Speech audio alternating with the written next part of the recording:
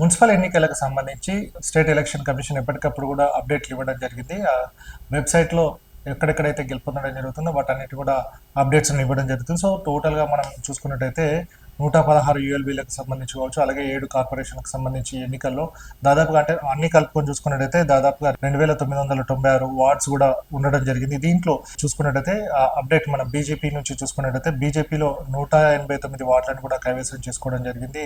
అలాగే సిపిఎం కి సంబంధించి 7 వార్డులను కావచ్చు, అలాగే కాంగ్రెస్ పార్టీకి సంబంధించి 1094 స్థానాలను కూడా కైవసం చేసుకోవడం జరిగింది. బీఆర్ఎస్ 591, దాదాపుగా సమానం రేంజ్ లో 1094 కాంగ్రెస్ అయితే బీఆర్ఎస్ 591 కూడా చేరుకోవడం జరిగింది. ఎంఐఎంకి సంబంధించి 37 స్థానాల్లో కూడా గెలుపొందడం జరిగింది. ఇండిపెండెంట్లు కూడా చాలా చోట్ల కూడా ఇండిపెండెంట్ రెబల్ అభ్యర్థులు కావచ్చు, పార్టీలకు సంబంధించి టికెట్ ఇవ్వకపోవడం కావచ్చు, లేకపోతే ఇండిపెండెంట్ ఎవరైతే పోటీ చేయడం జరిగిందో వీరు కూడా క్రూషియల్ గా ఉండడం జరిగింది. వీళ్ళ ప్రాతినిధ్యం అనేది కూడా వీరు దాదాపుగా 120 మంది కూడా ఇండిపెండెంట్ క్యాండిడేట్లు గెలుపొందడం జరిగింది.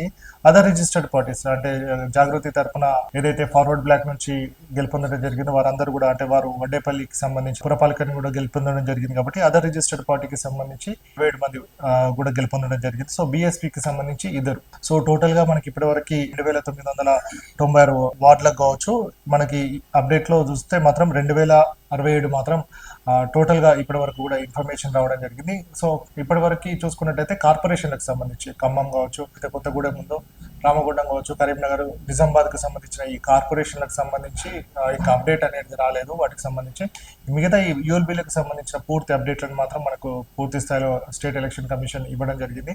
సో మెజార్టీ స్థానాలను మాత్రం ఎక్కడైతే పురపాలికలు ఉండడం జరిగిందో కాంగ్రెస్ పార్టీ కైవసం చేసుకోవడం జరిగింది. దాని తర్వాత సెకండ్ ప్లేస్ లో బీఆర్ఎస్ పార్టీ ఉండడం జరిగింది. థర్డ్ కి సంబంధించి బీజేపీ ఉండడం జరిగింది. ఎందుకంటే కరీంనగర్ లాంటి ఏదైతే కార్పొరేషన్ ఉండడం జరిగిందో కొంచెం క్రూషియల్ గా అక్కడ బండి సంజయ్ ఎంపీగా ప్రాతినిధ్యం వహిస్తున్నారు. ఆయన కేంద్ర మంత్రిగా కూడా ఉన్నారు. కాబట్టి అక్కడ కొంచెం బీజేపీ అనేది ముందు వరుసలో ఉంది అని కూడా మనం చెప్పుకోవచ్చు. అక్కడ ప్రతి క్యాండిడేట్ కూడా ఎక్కడైతే ఇండిపెండెంట్ క్యాండిడేట్ కావచ్చు, అక్కడ ప్రతి ఓటు కూడా అక్కడ నువ్వా నేనా అనే విధంగా కూడా ముందుకెళ్తున్నట్టు కూడా మనకు తెలుస్తున్న సందర్భంలో. సో మొత్తం టోటల్ గా చూసుకున్నట్లయితే ఈ ఎన్నికల్లో మాత్రం అధికార పార్టీ తన హవాను మరొకసారి నిరూపించుకోవడం జరిగింది. తమ ఛాయశక్తులను దారపోసి ఎన్నికల్లో తమ అభ్యర్థులను గెలిపించుకోవడానికి ఏదైతే ప్రయత్నం చేయడం జరిగిందో ఆ ప్రయత్నంలో మాత్రం కాంగ్రెస్ పార్టీ సక్సెస్ అయిందని కూడా మనం చెప్పుకోవచ్చు.